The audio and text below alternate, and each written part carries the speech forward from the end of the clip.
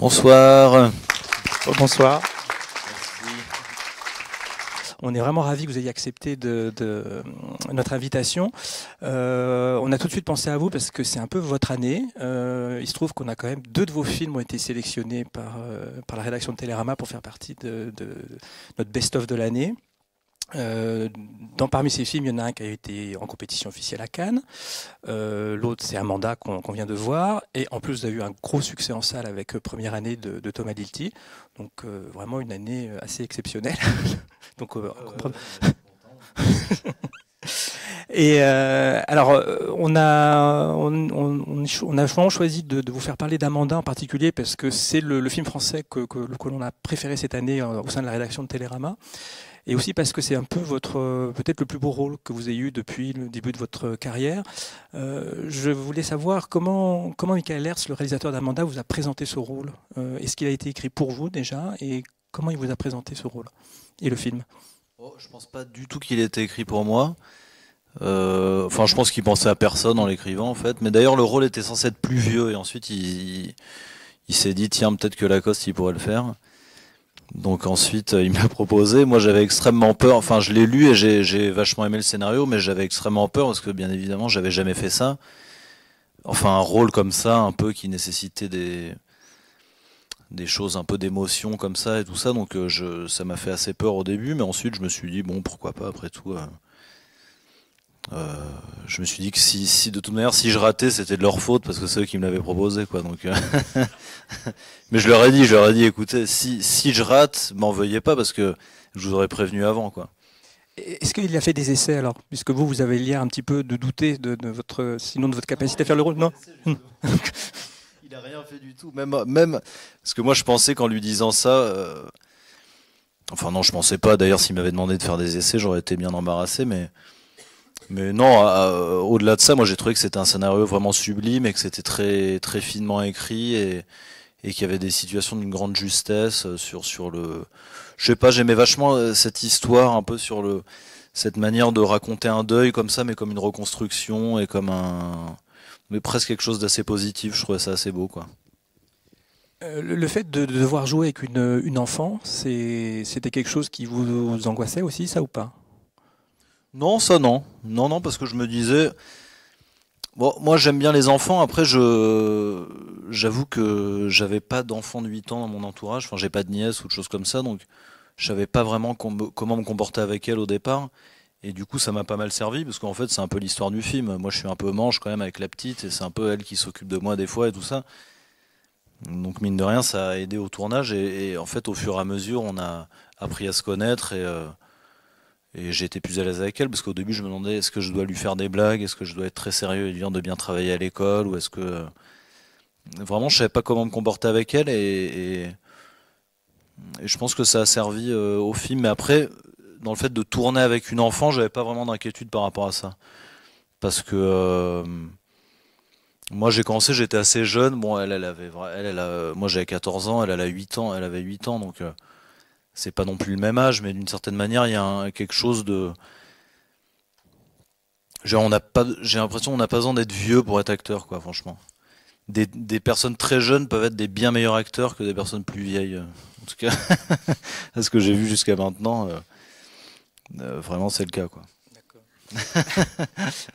Vous l'avez dit, vous avez démarré à 14 ans dans Les Beaux Gosses. Ça fait à peu près donc 9 ans que vous tournez et on a eu en tant que 10 ans même, pardon. Oui. C'était en 2008 le 2008. tournage des Beaux Gosses. Donc en tant que spectateur, on a un peu le privilège de vous voir grandir à l'écran, de vous avoir vu passer de l'adolescence à l'âge adulte. Bah, si, je vous rassure. Et vous, alors, qu'est-ce que ça fait de se voir vieillir à l'écran et de se voir à l'écran? Parce qu'en fait, on a vu plein de fois un peu vos premières fois à l'écran. Peut-être premier baiser, premier travail, etc. Qu'est-ce que ça fait de se voir vieillir à l'écran? Ouais, bah, qu'est-ce que ça fait? Après, moi, j'ai plutôt du mal à me regarder, mais après, c'est vrai que, par exemple, là, c'est un rapport particulier à chaque chose, puisque moi, la première fois que j'ai embrassé une fille, par exemple, je dis quelque chose d'extrêmement intime, mais la première fois que j'ai embrassé une fille, au cinéma, c'est la scène dans le bus, dans Les Beaux Gosses, où il y a Sonigo qui fait Kamel qui court derrière le bus, et moi, j'embrasse Aurore dans Alice. dans le film, c'était la première fois que j'embrassais une fille, quoi. Donc ça, c'était assez particulier. Bon, après, j'ai embrassé une fille dans la vraie vie aussi, heureusement. Mais en tout cas, ça, c'était particulier. Après, les premières fois au cinéma, bon, c'est la seule première fois que j'ai eu au cinéma, à vrai dire, quoi. Mais enfin, c'est quand même quelque chose de particulier, en l'occurrence, d'embrasser quelqu'un pour la première fois et que ça soit pour de faux. Bon, c'est un peu bizarre, mais je l'ai bien vécu, je vous rassure. Tout va bien aujourd'hui, mais sinon, de se voir vieillir à l'écran, c'est plutôt pour les gens qui vont voir régulièrement des films que je fais, parce que moi, en fait, je me vois pas vieillir. Moi, à chaque fois que je me vois, bon, je me dis enfin, je me dis, suivant les films, je me dis, tiens, là, je suis plutôt beau, alors là, je suis vraiment laid, mais sinon, je me vois pas vieillir, quoi. Peut-être un jour, je me dirais, waouh, là, j'ai vraiment pris un coup de pioche, mais sinon. Mais après, c'est plutôt quand je revois les films. La dernière fois, j'étais en train de chercher un film à regarder sur Netflix. Et j'ai vu qu'il y avait les beaux gosses en fait, et du coup j'ai regardé un peu la bande-annonce quoi. Et là je me suis dit que j'avais vraiment vieilli quoi. Parce que ou en tout cas je me suis dit que j'étais vraiment très jeune quand j'ai fait mon premier film. Mais en fait c'est un peu le seul rapport que j'ai avec les films que j'ai fait avant, puisque en fait je revois pas les films que je fais quoi. Je les vois une fois ou deux ou trois quand ils sortent, mais ensuite je les revois plus jamais quoi. En tout cas je les regarde pas. Ouais. Quand vous avez tourné Les Beaux Gosses, vous n'imaginiez pas devenir acteur? Enfin, je crois pas. C'était un casting Ah non, non, pas du dans tout. le Non. lycée. Et donc, vous êtes un acteur totalement autodidacte. Vous n'avez pas pris de cours. Non, non, non. Et, donc, comment votre formation est passée comment alors? Comment vous n'avez pas eu envie de prendre des cours après? Le simple fait de tourner suffit? Oh, je sais pas si ça suffit, mais en tout cas, moi, j'ai pas ressenti le besoin parce que, à vrai dire, enfin, après déjà, j'ai continué à aller à l'école, donc j'ai fait Les Beaux Gosses, j'avais 14 ans. Ensuite, je suis passé en seconde. Le film est sorti l'été entre la seconde et la première. Et ensuite, j'avais 2 années à faire encore, donc j'ai fait ces 2 années, mais parce que je voulais avoir le bac, parce que déjà Riyad Satouf me demandait impérativement de passer le bac pour jouer dans son prochain film. Sinon, il me disait qu'il me prendrait pas. Et ensuite, après, je me suis posé un peu la question de faire des cours de théâtre, mais je faisais déjà des films, parce que quand j'ai passé le bac, je tournais Astérix. J'ai fait un Astérix que je tournais en même temps que je passais le bac. Ensuite, j'ai fait un film de Noé Milowski qui s'appelle Camille Redouble, où j'avais un petit rôle.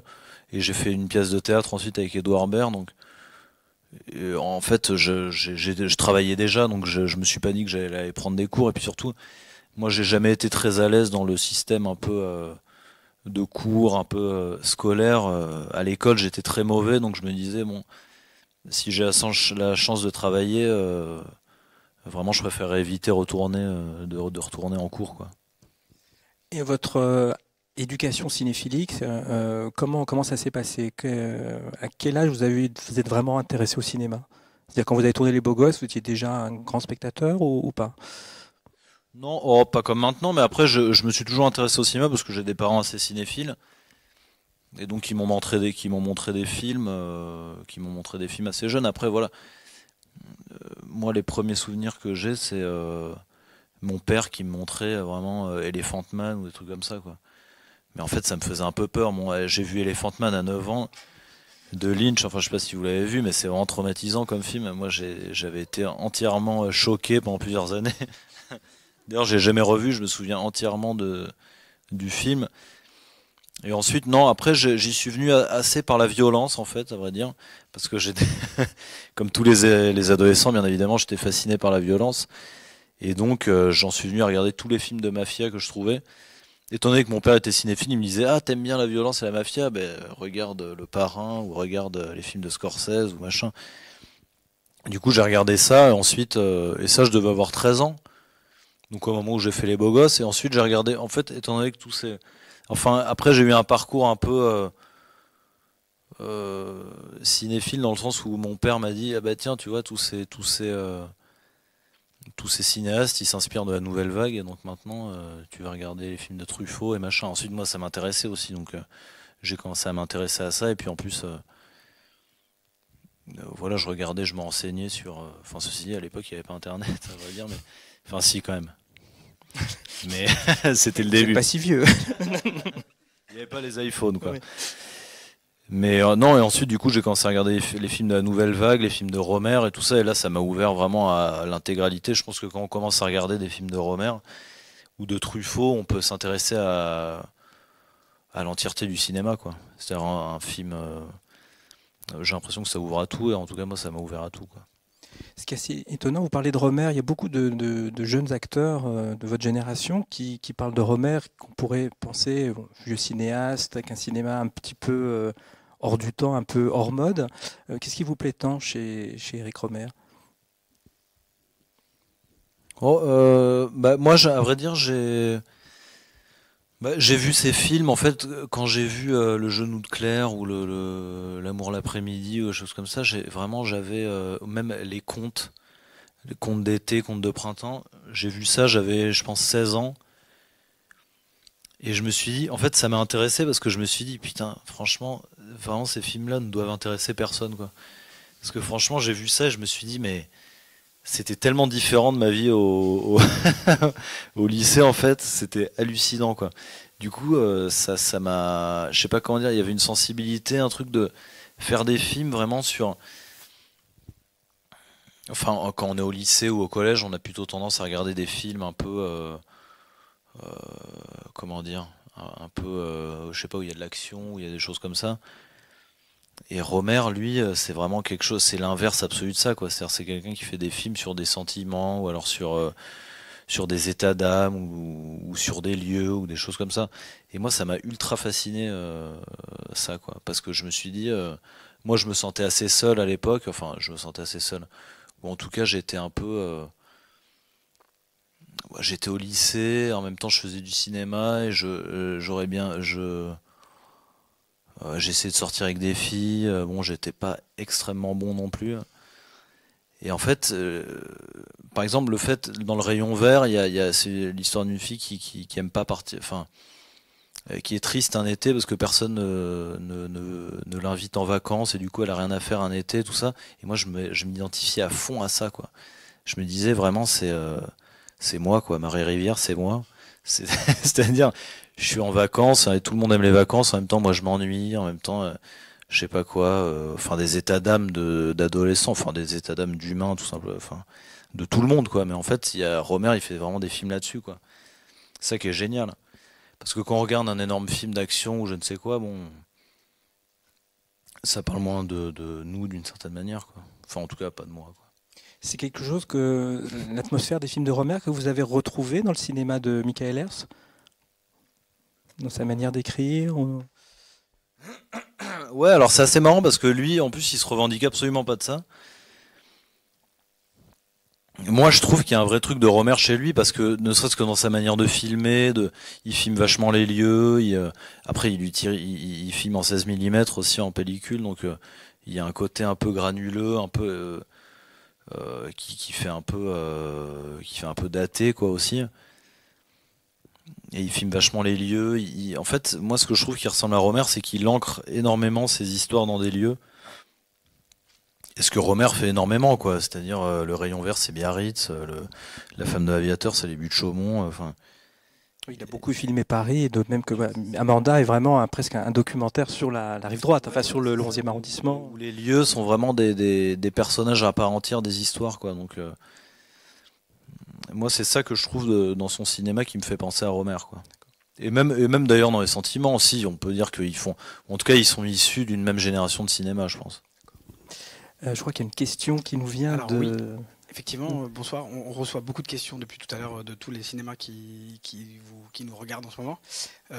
Beaucoup de félicitations aussi pour le film et de remerciements, même une demande en mariage. Donc je vous la transmettrai plus Ah, tard. bien sûr, je dis oui, tout de suite. Plus sérieusement, je vais commencer par une question qui nous vient du cinéma La Comète de Châlons-en-Champagne et qui vous demande si vous avez été personnellement concerné par les attentats et si vous étiez peut-être à Paris à l'époque et si cela a influencé votre superbe interprétation. Enfin, je sais pas pourquoi je rigole, c'est pas spécialement marrant comme question, mais non, c'est superbe interprétation qui m'a. Oui, oui, bien sûr, bah, j'ai été, enfin, j'ai été personnellement touché, non, en tout cas, enfin, Personnellement, oui, moi j'habite dans le 11e, à l'époque j'habitais en face du Bataclan, donc j'étais dans un bar à côté, à vrai dire. Euh, et bon, enfin, j'étais dans un bar à côté et j'ai appris qu'il y avait des coups de feu, machin. Enfin, à vrai dire, on a entendu et du coup, je suis rentré chez moi avec les gens avec qui j'étais, avec d'autres gens aussi. Enfin bref. Mais après, j'ai pas été directement touché. Après, je pense que c'est quelque chose qui a touché n'importe quel Parisien de toute manière et n'importe quelle personne. Euh, voilà, c'est toujours extrêmement choquant de voir des gens qui se font tuer pour absolument aucune raison dans les rues d'une ville où on pense que tout est normal et comment dire et pas dangereux en fait. Enfin, surtout, on pense pas qu'on va se faire tirer dessus en marchant dans la rue alors qu'on n'a rien fait quoi. Donc forcément, ça m'a choqué. C'est surtout ça qui m'a. Moi, le rapport que j'ai à ça, c'est quelque chose de vraiment de comme tout le monde quoi, quelque chose d'extrêmement violent qui arrive d'un coup et qui est totalement imprévisible et voilà. Après, moi, je trouve que le film, ce qui retranscrit bien, c'est que là-dedans, il réussit à raconter une histoire. Parce que moi, je trouve par ailleurs là-dessus, sur ce sujet-là, le fait de se trouver au mauvais endroit au mauvais moment ou au bon endroit au bon moment. Moi, il y a un film que je trouve qui est indépassable par rapport à ça, c'est Elephant de Gus Van Sant, où pour moi, on peut raconter n'importe quelle histoire d'attentat. Elephant, pour moi, ça raconte vraiment cette chose-là, c'est-à-dire qu'il suit différents points de vue, et même dans la forme du récit, tout est fait pour mener à ce qu'à la fin, on se rende compte de ce que c'est de se trouver au mauvais endroit, au mauvais moment, quoi. Et ce que je veux dire par là, c'est que Amanda, pour moi, c'est pas un film là-dessus, quoi. C'est pas un film sur moi, mon rapport aux attentats, parce que moi, mon rapport aux attentats, c'est ça, en fait. C'est j'aurais pu y être, j'y ai pas été, j'étais en face et j'étais pas dedans. Enfin voilà. Amanda, c'est vraiment un film sur à la fois là-dessus, mais à la fois sur sur le deuil et aussi sur la paternité. Enfin, il y a quelque chose d'autre que là-dessus. C'est pas vraiment un film sur les. Enfin, c'est l'attentat est quelque chose de toute façon de très contemporain et de très actuel. Donc c'est pour ça qu'il a voulu raconter ça. Mais c'est aussi un film vachement sur la paternité et comment on se relève de quelque chose comme ça, quoi. Et c'est ça qui m'a intéressé, c'est qu'il traite ce sujet-là, mais d'une manière intime, quoi. Ce qui est très, très réussi dans le film, justement, enfin, pour qui a vécu, comme vous, d'assez près, ou comme d'autres personnes, des Parisiens qui étaient là à l'époque, c'est l'effet de sidération du lendemain. C'est-à-dire qu'on voit bien quand votre personnage se promène avec la petite dans les rues qui sont vides, il y a vraiment, moi j'ai vraiment retrouvé cette sensation d'effarement et de désert. Paris était désert le lendemain. Puis personne sortait. Il y avait quelque chose de presque ville morte, quoi, accablé déjà par le deuil, alors que, enfin voilà. Et ça, je trouve que c'est très très bien rendu dans le film. Mais vous avez raison, c'est pas le cœur, c'est pas le sujet du film, mais il a réussi à. Il y a cette vision de Paris. Des jours heureux et des jours tristes qui est superbement rendu dans le film. Ouais, carrément. Mais moi, c'est ça que j'aimais dans le film aussi. Je pense qu'il voulait vraiment faire un film sur Paris aujourd'hui. Et faire un film sur Paris aujourd'hui, c'est aussi faire un film là-dessus, parce que quand on se balade à Paris aujourd'hui, il y a des militaires qui sont là, il y a des poubelles transparentes pour voir s'il n'y a pas des bombes, enfin c'est présent en permanence, quoi. Il y a des portiques de je ne sais quoi, et c'est vraiment un truc qu'ils voulaient rendre, et pour autant la vie est quand même extrêmement agréable, quoi.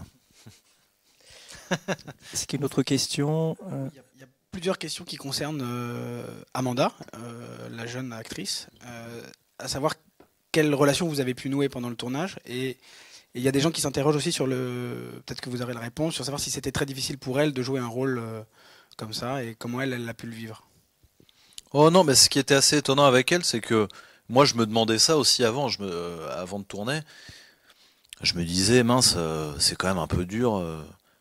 De faire jouer ça à une petite fille, bon, elle a quand même 8 ans, lui faire jouer que sa mère est morte et tout, c'est un peu déprimant quand même. Et en fait, pas du tout, elle a totalement saisi que c'était un film et c'était assez simple pour elle, c'est assez désarmant en fait, à quel point. Parce que moi, avant ça, je me disais, c'est exactement pareil, j'étais un peu malaise parce que je me disais, mais quel rapport je vais réussir à nouer, comment c'est quelqu'un qui a 8 ans en fait? Quel degré de conscience ça a des choses, quelle sensibilité ça a, comment on doit se comporter, est-ce qu'on doit faire plus attention. Et en fait, elle était très consciente des choses et très consciente de qu'on est en train de faire un film, en fait. Et ça, c'est assez étonnant parce que quand on voit un enfant qui joue dans un film, on se dit toujours, ah là là, il est vraiment naturel, mais parce qu'il doit pas comprendre ce qu'il fait, quoi. Non, mais c'est vrai. Et alors que là, en fait, on la voit comme ça et elle est hyper naturelle, mais en fait, elle a totalement conscience de ce qu'elle fait et qu'elle fait un rôle et qu'elle joue une petite fille dont la mère s'est fait tuer dans un attentat, quoi, en fait. Ce qui n'est pas du tout son histoire, elle. Donc, en fait, je sais pas comment dire, moi, c'est vraiment un. Ouais, c'était vraiment une actrice. C'est vraiment une actrice géniale, en fait, quoi, tout simplement, parce que. Après, c'est particulier. Bon, elle a 8 ans, quoi. Donc, forcément, on pouvait tourner que 3 heures par jour. Ça met tout un truc particulier quand on tourne avec un enfant, parce que vu qu'il y a la DAS et tout ça, on tourne que. Enfin, et puis même, de toute manière, c'est normal, mais on peut tourner que 3-4 heures par jour. Euh, et du coup, ça fait des journées très particulières, parce que nous, on a tourné. Du coup, ça allonge les tournages. Ça, et puis voilà, une enfant, ça fatigue plus vite, donc machin. Enfin, il y a tout un truc de. C'est un rapport différent aux choses, en même temps pas tellement, quoi, parce que c'était vraiment une partenaire comme. Je sais pas, de toute manière, quand on fait un film, après, on se raconte toujours un peu l'histoire du film aussi entre acteurs, quoi. Et d'une certaine manière, c'est un peu ce qui s'est passé avec Isor aussi, quoi. C'est qu'au début, on se connaissait pas trop, on était un peu distants, comme les deux personnages du film. Et au final, on est devenus assez proches et on a réussi à être, en tout cas, assez complices, quoi. J'imagine que le fait de tourner avec une enfant avec cette contrainte de temps de tournage limité, le nombre de prises est limité, je suppose, ou pas, ça a influencé par rapport à vos autres expériences de tournage? Ouais, oh, après, Michael Ers, il fait pas énormément de prises, hein. Vraiment, il y en a une ou deux ou trois, et puis après, c'est terminé, hein. Et puis surtout, vu qu'on tourne en 16 mm, en plus, parce que la pellicule, enfin, en général, après, il y a des réalisateurs qui tournent encore beaucoup, qui font beaucoup de prises en pellicule, mais vu que ça coûte plus cher, en général, on fait moins de prises. Mais là, c'était deux trois prises, mais de toute façon, Michael, il aime bien faire peu de prises. Mais après, il aime bien découper, donc il y a beaucoup de plans, par contre. Est-ce qu'il y a des questions dans la salle? Non, on continue. Dans la salle, plein. Vas-y, Basile. Ninon vous demande quel est votre moment préféré dans le film. À moi, mon moment préféré? Ouais. C'est hyper dur comme question. Mon moment préféré dans le film, je sais pas. Non mais c'est un peu. Enfin après, moi j'ai un regard particulier par rapport au film parce que c'est quand on est acteur, c'est difficile de regarder un film où on est. Surtout là, je suis vraiment tout le temps là, donc je peux pas répondre. Genre ma scène préférée, c'est vraiment la scène de l'attentat ou je sais pas quoi. Enfin, ça fait un peu bizarre. Mais non, je dirais c'est les scènes de vélo. Moi j'aime bien les scènes à vélo, en plus il y en a plein. Bah, pourtant à tourner, Dieu sait que j'en avais vraiment ma claque. Je disais à Mickaël, franchement là, tu me gonfles avec ton vélo là. J'en avais vraiment marre de faire du vélo, mais là en l'occurrence j'aime bien quand on fait du vélo. Je trouve que ça monte Paris, ça fait des moments un peu où on prend l'air. Enfin je sais pas, c'est comme faire du vélo sans faire d'effort, quoi. Alors je vais vous lire aussi une question qui nous vient d'internet sur YouTube. Riolix qui demande comment Vincent Lacoste vit-il son année pleine de drames à l'écran avec Plaire, Aimer et courir vite, Amanda, une préparation émotionnelle. Enfin c'est une question, une préparation émotionnelle, point d'interrogation. Voilà. Oh, après c'était pas une année pleine de drames. Enfin au cinéma peut-être, personnellement moins, hein. J'ai pas été amoureux d'un homme qui a le sida et ma soeur n'est pas morte dans un attentat dans la vraie vie, donc j'ai eu plus de chance que dans les films. Mais non, bah après c'est particulier parce que par exemple le film de Christophe Honoré, moi c'était, à vrai dire, à tourner c'était assez léger parce que j'étais un peu le personnage Solaire du film maintenant. joyeux du film, donc moi c'était vraiment comme faire une comédie limite, quoi. Donc c'était extrêmement agréable. Et puis de toute manière, c'est pas plus plombant de faire un drame en fait. C'est parfois on rigole plus à faire un drame qu'à faire une comédie, quoi. Et surtout moi, moi ce qui me plaît, c'est de faire des choses qui me plaisent, quoi, des films dans lesquels je crois et qui me semblent être bons. Et voilà, donc en fait, c'était pas du tout une année triste. Au contraire, j'ai fait ce que j'avais envie de faire, donc c'était une année extrêmement joyeuse, quoi. Pas du tout dramatique. Vous avez tourné avec Christophe Honoré, donc le film a été sélectionné à Cannes et vous allez retourner avec lui dans quelques semaines. Ce sera de nouveau un film plutôt sombre comme Plaire, aimer, courir vite, ou c'est dans un registre totalement différent? Oh non, c'est un registre assez différent, c'est plutôt comédie là cette fois-ci. Après, je sais pas trop si j'ai le droit d'en parler, à vrai dire. D'accord. Mais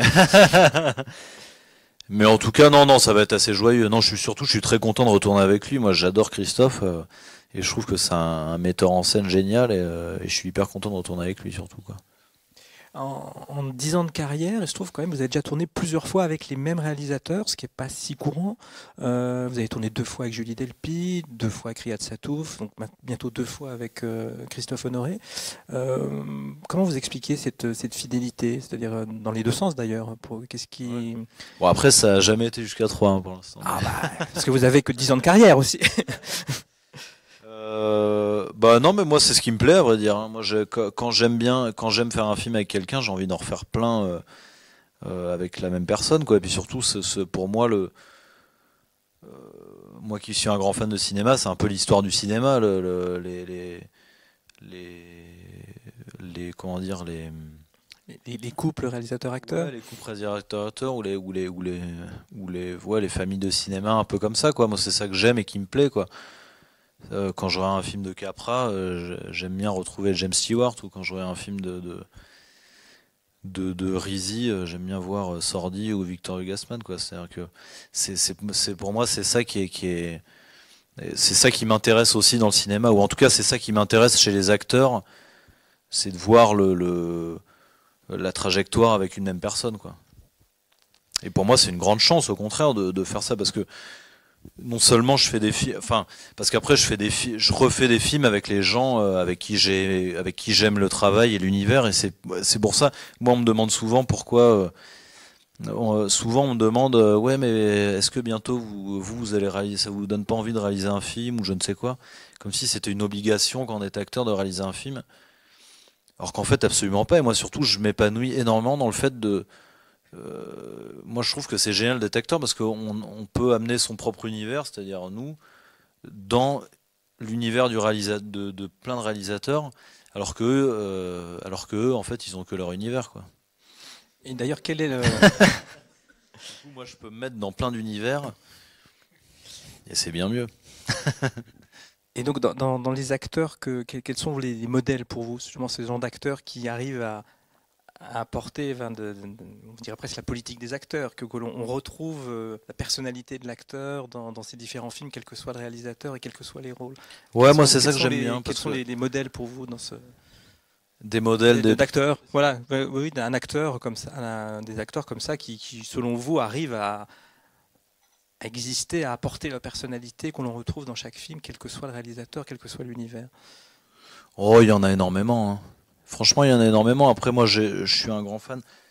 Je suis un grand fan par exemple, je suis un grand fan de James Stewart déjà. Je suis un grand fan de Ingrid Bergman, de Julie Christie.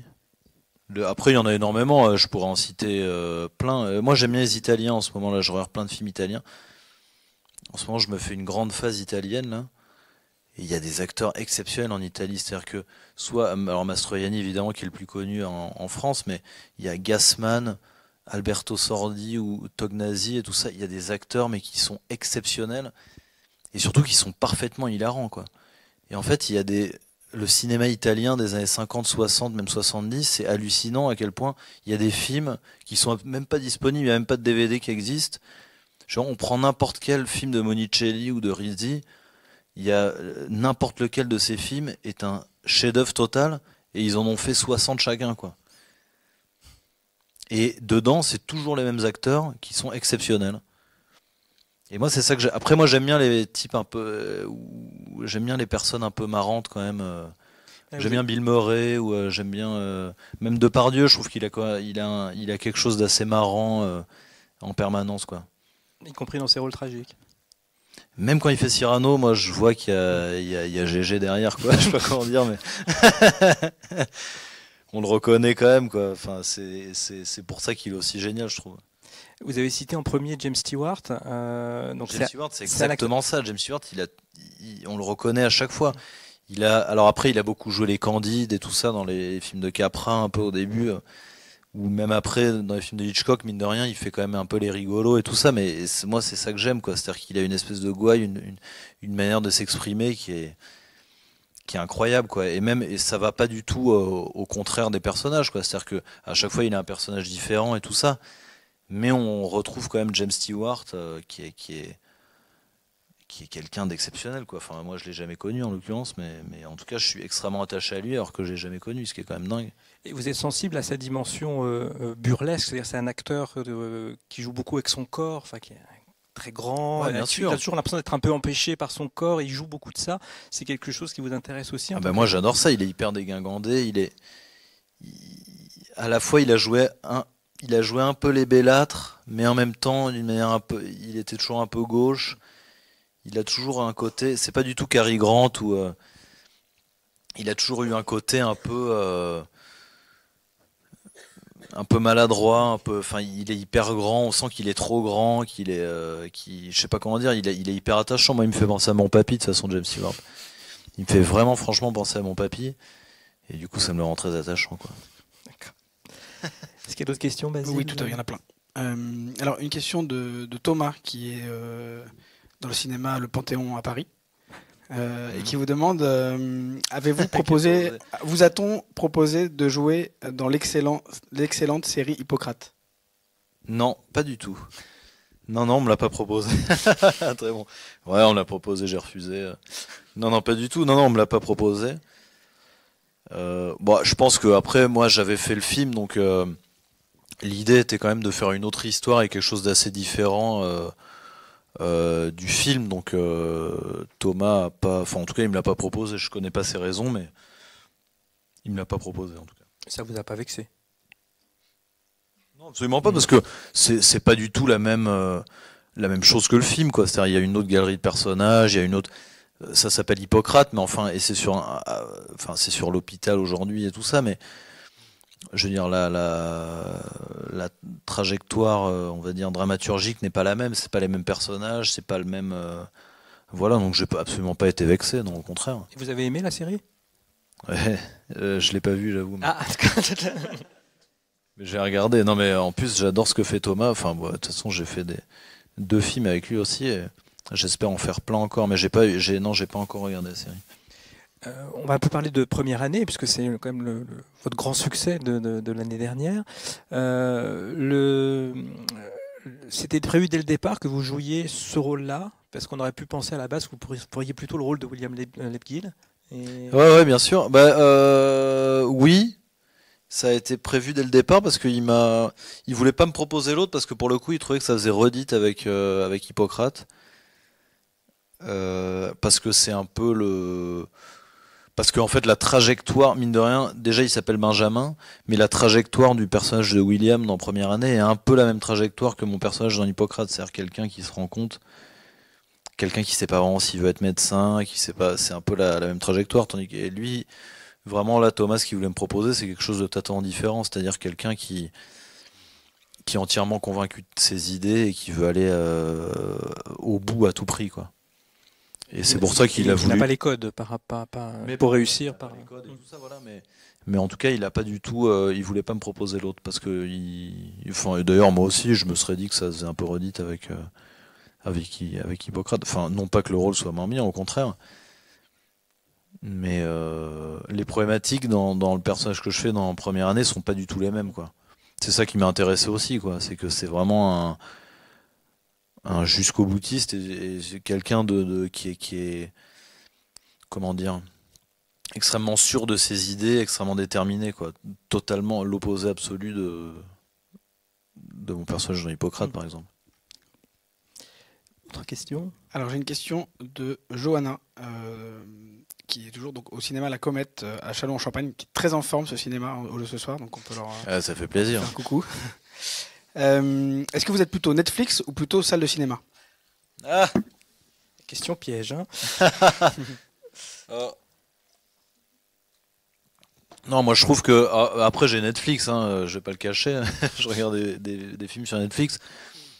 Après, moi personnellement, je trouve qu'il y a c'est incomparable le plaisir et la qualité de visionnage en salle. Je trouve que c'est incomparable. Je trouve que le vrai moyen de regarder des films et d'en ressentir l'émotion et tout ça, c'est vraiment les salles de cinéma. En tout cas, moi, c'est comme ça que je le ressens, quoi. C'est-à-dire que il y a toujours quelque chose de différent quand on voit un film au cinéma. Déjà, on reçoit pas un poulet frit au milieu parce qu'on a commandé un truc à bouffer, ou alors on n'a pas un coup de tel au milieu, ou je ne sais quoi, quoi. C'est-à-dire qu'en fait, forcément, quand on regarde à la télé, il y a quelque chose qui est c'est différent, quoi. Je sais pas comment dire. Chez soi, à la télé, on est forcément dérangé par un truc. Au cinéma, c'est vraiment un endroit qui est dédié, et puis la qualité de visionnage et tout ça, c'est incroyable quand même quand on a un grand écran, un son génial. C'est autre chose, quoi. Moi, je trouve qu'il y a le meilleur moyen de regarder un film et de le comprendre pleinement, c'est de le regarder dans une salle de cinéma, quoi. Quand vous préparez un rôle, est-ce que vous allez voir des films spécifiquement pour ça, soit de vous-même, ou soit parce que les réalisateurs vous le demandent? Comment ça se passe? Ouais, bien sûr. Bon, après, ça dépend, mais moi, je trouve que c'est toujours enrichissant de regarder un film. D'ailleurs, n'importe quel film. Avant de commencer un tournage, moi, j'aime bien regarder. D'ailleurs, c'est pas souvent en rapport avec les films que je vais faire, mais j'aime bien regarder quelques films. Soit que j'ai envie de voir, soit qui m'évoquent un peu le film que je vais faire. Ou après, des fois, il y a des réalisateurs. Michael, il m'a pas demandé de voir des films. Christophe Honoré m'a demandé de voir des films. Qu'est-ce que vous avez Il m'a demandé par exemple? filé My Own Private Idaho de Gus Van Sant. Qu'est-ce qu'il m'a donné déjà? Il m'avait filé un bouquin aussi, mais Vous n'avez pas lu? J'avais lu le début. Non, mais qu'est-ce qu'il m'a donné? Je me souviens plus. Mais je sais qu'il avait. Après, lui, c'est vachement des références visuelles. Il a regardé vachement de films de Jarmusch. Je sais il m'avait filé Yi D'Edward Young. Yi d'Edward Young, ouais. Ça, c'est très beau, ça. Mais ça, c'était pas du tout. Il m'avait pas demandé de le regarder avant. Ça, j'ai regardé après. Mais Christophe, par exemple, il aime bien donner des films et tout ça. Mais après, c'est pas du tout le cas de tous les réalisateurs. Mais moi, j'aime bien regarder parce que déjà, c'est toujours un plaisir de regarder des films. Et puis, en plus, quand on se dit que ça sert au travail qu'on fait, c'est encore plus agréable parce qu'on se dit, ouais, je suis en train de taffer là, quand même. Et mine de rien, c'est toujours inspirant de voir des bons films, en tout cas. Autre question? Alors Nicolas, qui se trouve à Pessac, nous demande si vous vous sentez appartenir à une famille d'acteurs. Une famille d'acteurs, là.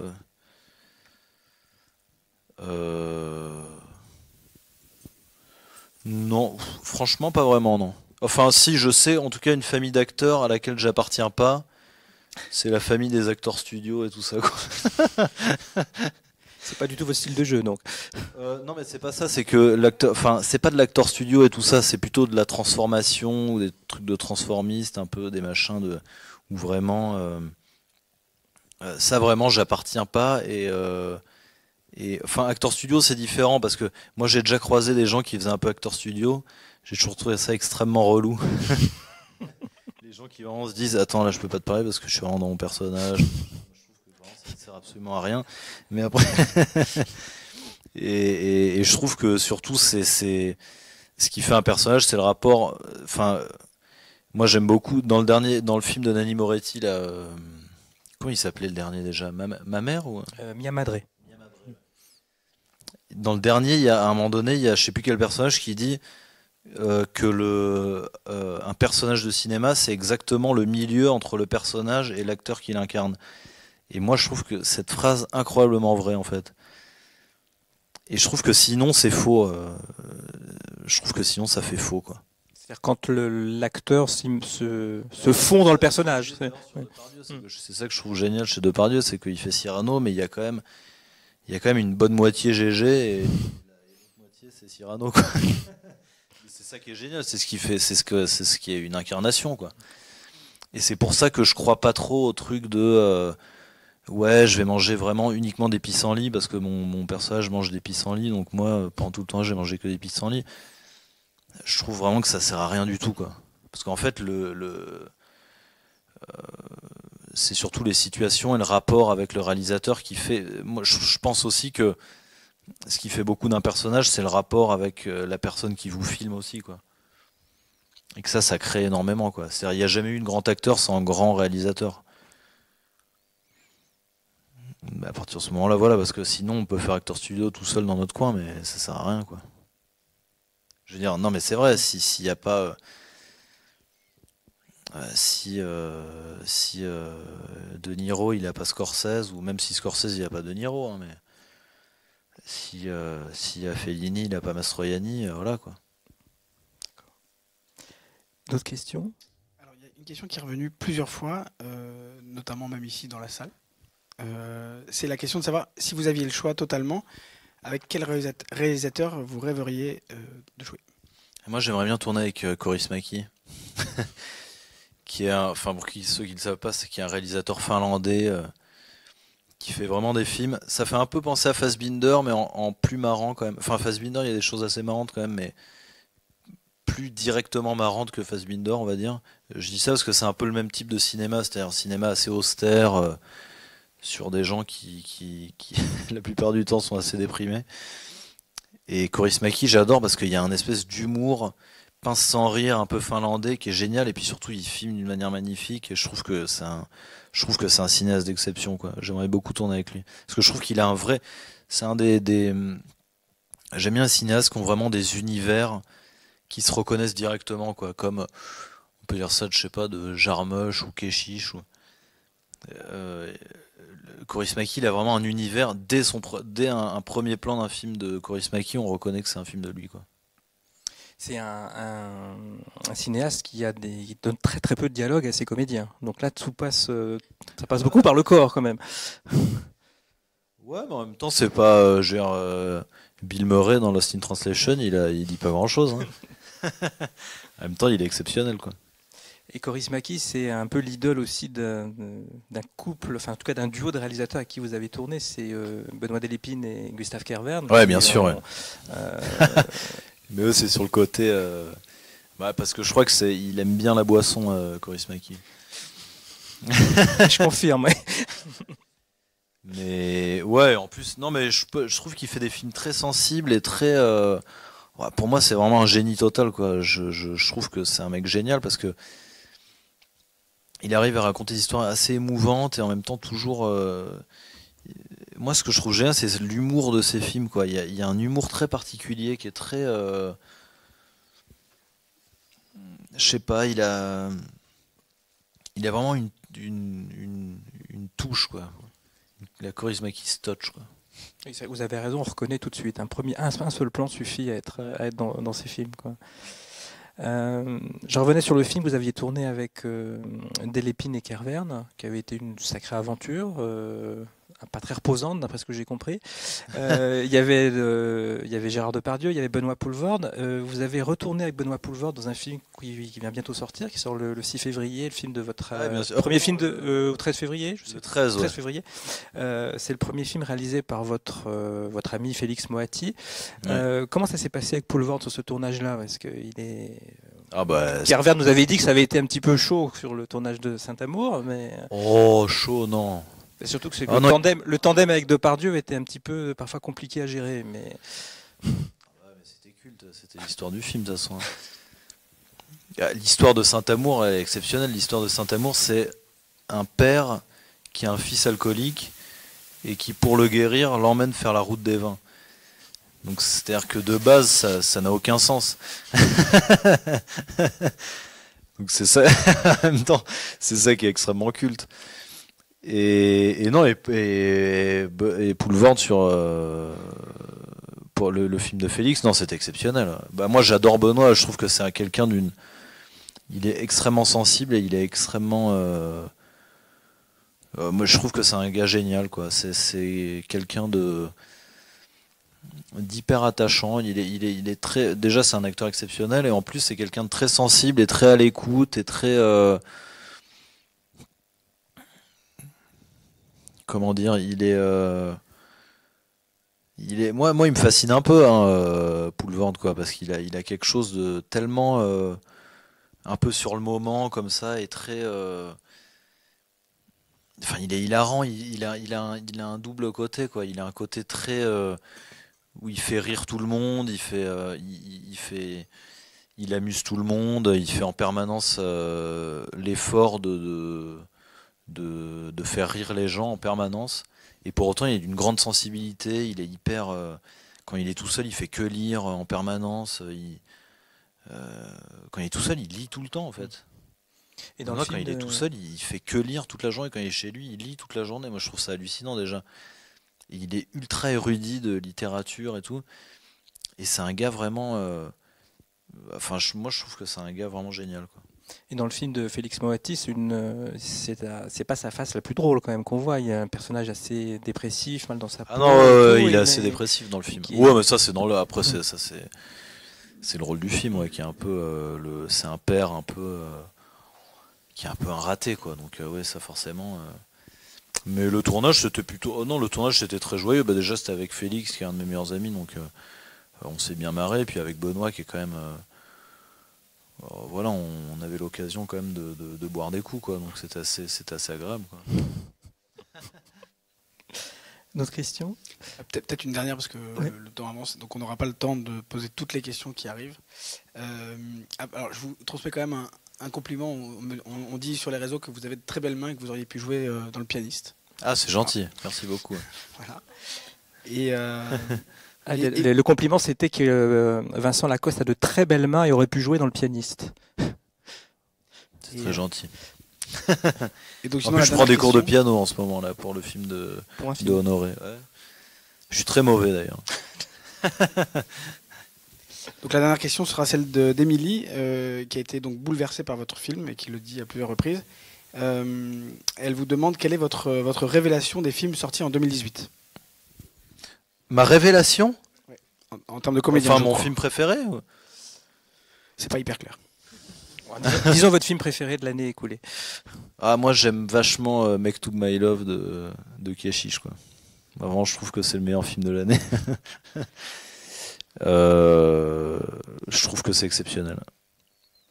Qu'est-ce qui Enfin, vous plaît, surtout, c'est un film. Moi, je trouve que c'est vraiment un des grands progressistes du cinéma actuellement et qui fait des films un peu différents et tout ça. Et surtout, il a créé un vrai style à lui et le film, mais moi, j'ai trouvé le film incroyable. C'est-à-dire que j'ai eu l'impression de revivre des moments d'adolescence au travers de ce film et c'est un des seuls films qui m'a fait revivre des émotions un peu comme ça, quoi. Il y a un accouchement de chèvre à un moment donné, Oui. pendant 15 minutes. Et franchement, si j'avais cru être un jour ému par un accouchement de chèvre, moi j'aime bien les animaux un peu mignons, mais les chèvres, pas du tout, quoi. Et là, et surtout un accouchement de chèvre, vraiment, c'est plutôt dégueu. Enfin, en tout cas, c'est la nature, hein. Moi, personnellement, quand je vais au cinéma, j'ai pas spécialement envie de voir ça. Et là, c'est bouleversant, quoi. Il y a une scène de boîte de nuit qui dure 30 minutes, 30 minutes, ouais. qui est exceptionnelle. Et je me suis dit, après, moi, j'aime vachement les boîtes de nuit, mais je me suis dit, vraiment, c'est génial, quoi. Enfin, j'ai l'impression de revivre mes vacances à Soulac quand j'avais 15 ans, quoi. Moi, je trouve que c'est en fait, je trouve que c'est un des films les plus justes sur l'adolescence, ou en tout cas sur le jeune âge adulte qui a été fait, non seulement en 2018, mais de toujours, quoi. Je trouve qu'il il a une sensibilité qui est énorme là-dessus, quoi, En fait, il filme tellement le temps. En fait, je pense que c'est sa manière de travailler aussi, mais il filme tellement des instants, quoi, que du coup, on a l'impression. Après, du coup, je pense obligatoirement, ça ne peut pas plaire à tout le monde parce que bon, ceux qui aiment les films extrêmement structurés et tout ça, bon. Mais là, il prend tellement le temps de dépeindre des choses qui peuvent paraître totalement futiles, mais qui en même temps qui créent des instants de cinéma, je trouve qu'ils sont incroyables, quoi. Et vous aimeriez tourner avec lui sur ce un peu se lâcher prise, se laisser aller complet Ouais, bien sûr, bien sûr. Après, là, je parlais en tant que spectateur, attention, hein, donc c'est vraiment, je me suis pas posé la question en regardant le film. Après, oui, c'est un bon metteur en scène, donc j'aimerais bien tourner avec lui, comme tous les bons metteurs en scène, mais non, je trouve que ce film-là, il est vraiment... Enfin, moi, j'étais hyper étonné, quoi, surtout même sur le désir et tout, c'est hyper... Moi, je trouve que c'est un film dément. J'aurais une dernière question. Vous avez terminé, avant de démarrer le tournage d'Honoré, donc vous avez terminé le tournage du deuxième film d'un jeune réalisateur français qui s'appelle Hélier Cisterne. Ouais. Et c'est un personnage historique. J'aimerais que vous en disiez un petit peu plus sur ce rôle et ce film assez ambitieux. Ouais, c'est un film, c'est adapté d'un roman qui s'appelle De nos frères blessés. Qui a été écrit par Joseph Andras. Et c'est l'histoire en fait d'un anticolonialisme pendant la guerre d'Algérie. C'est une histoire vraie, hein, quelqu'un qui s'appelait Fernand Yveton et qui était au Parti communiste algérien et qui était assez engagé et tout ça, et qui a voulu poser une bombe dans l'usine. Il bossait à l'usine d'électricité et gaz d'Algérie. Et il a voulu poser une bombe pour couper le courant d'Alger, quoi.